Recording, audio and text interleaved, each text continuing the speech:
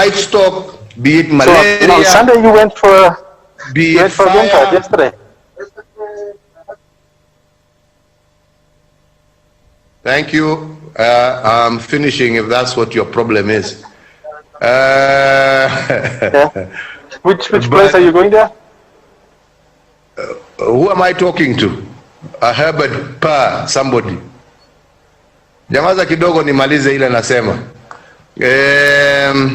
So like I'm saying, it is malaria. It must be a partnership. Preparedness is not a national government function.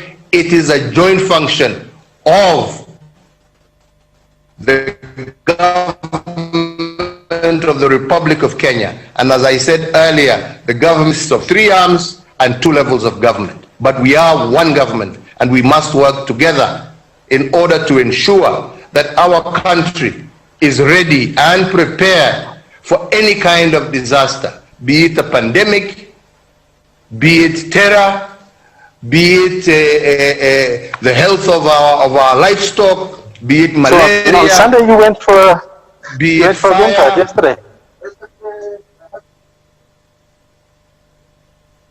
Thank you. I'm finishing if that's what your problem is. Yeah. Which place are you going there? Who am I talking to? Herbert Pa somebody. Nyamaza kidogo nimalize ile nasema. So like I'm saying, it is a responsibility that belongs to all of us. So I think the last thing that I wanted to say is that,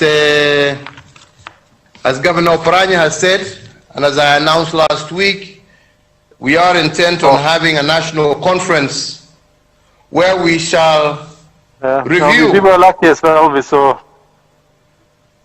and build upon the efforts that we have undertaken over the last 6 months. Where are we? How far have we come?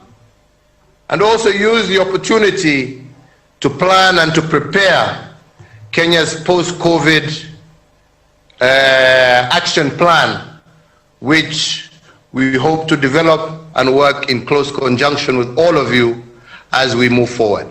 I just want to once again thank each and every one of you, thank the Council of Governors, thank all those who have been on the front line, thank all our partners, thank all our non-governmental organizations who have also partnered with us, and to say that we shall continue to work together, not only in combating and making sure that we defeat this virus, but also in building the Kenya that we want, a Kenya of shared prosperity, a Kenya that is open and transparent, a Kenya where her people enjoy her freedoms, her rights, and her liberties equally, regardless of where one comes from, regardless of one's gender, regardless of one's faith or color, that we are all children of one nation working together to build a great and prosperous nation for all.